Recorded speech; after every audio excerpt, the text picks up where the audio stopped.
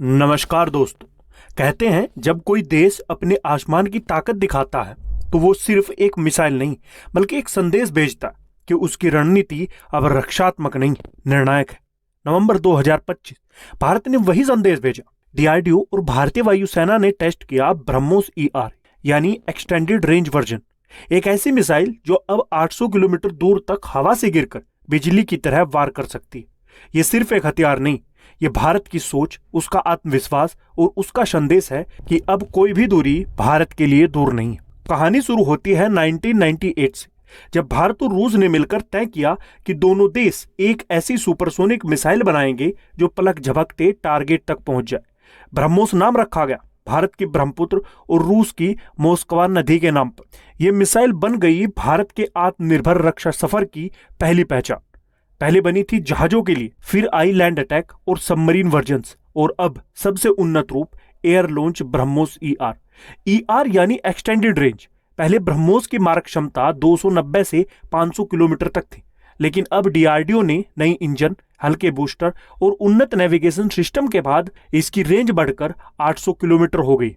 और ये रेंज सिर्फ एक आंकड़ा नहीं, ये रणनीतिक आजादी का प्रतीक है, क्योंकि अब भारतीय वायुसेना को दुश्मन की सीमा में दाखिल होने की जरूरत नहीं। वो भारत के अंदर रहते हुए पाकिस्तान के सबसे अंदरूनी ठिकानों तक और तिब्बत में पीएलए के बेस तक सटीक वार कर सकती है।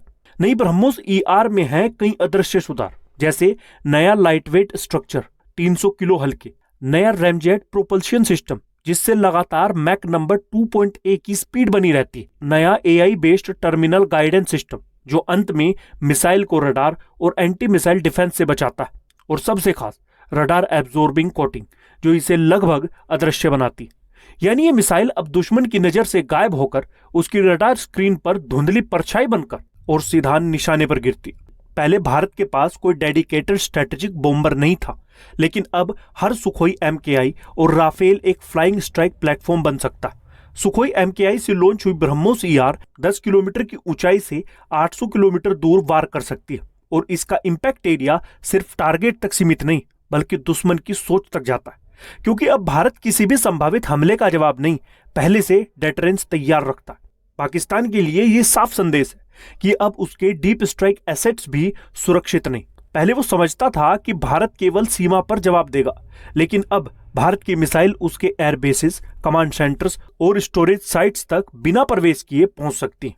और चीन के लिए तिब्बत, यूनान और लहास जैसे बेस जो पहले सेफ जोन समझे जाते थे, अब ब्रह्मोस ईआर की रेंज में। इससे चीन को एयर डिफेंस प्लानिंग पूरी तरह बदलनी पड़ेगी।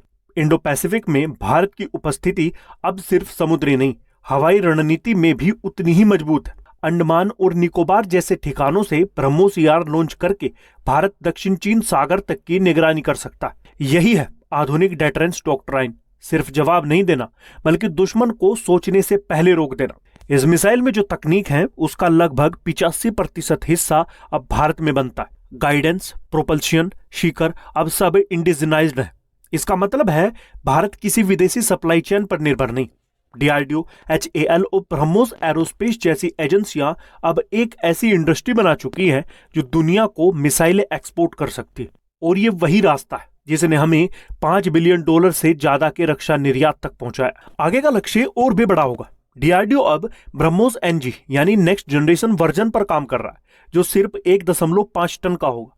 इससे तेजस मार्क 2, टीईडीबीएफ नेवी फाइटर्स और आने वाले एमका स्टिल्थ पर लगाया जा सकता है। इसका मतलब है हर भारतीय फाइटर जेट एक संभावित ब्रह्मोस कैरियर बन जाएगा, और जब एआई पावर्ड घातक यूसीएवी आएगा तो भारत के पास स्टिल्थ ड्रोन्स होंगे जो दूर बैठे ही स्ट्राइक कर सकेंगे। ब्रह्मोस ईआर सिर्फ एक मिसाइल नहीं, यह स्ट्रेटेजिक ऑटोनोमी का प्रतीक है। जब अमेरिका, रूस और चीन अपने हथियारों से दुनिया में दबाव बना रहे हैं, तब भारत ने दिखाया है कि वो अपनी राह खुद बना सकता है, न रूस पर निर्भर न पश्चिम पर, बल्कि अपनी ताकत, अपनी तकनीक और अपने वैज्ञानिकों पर। जब सुखोई एमकेआई के पंखों से ये मिसाइल निकलती है तो वो सिर्फ एक लक्ष्य पर नहीं गिरती, वो भारत के आत्मविश्वास का प्रतीक बनकर उड़ती। ये वो हथियार है जो कहता है भारत जवाब नहीं देता, इतिहास लिखता है।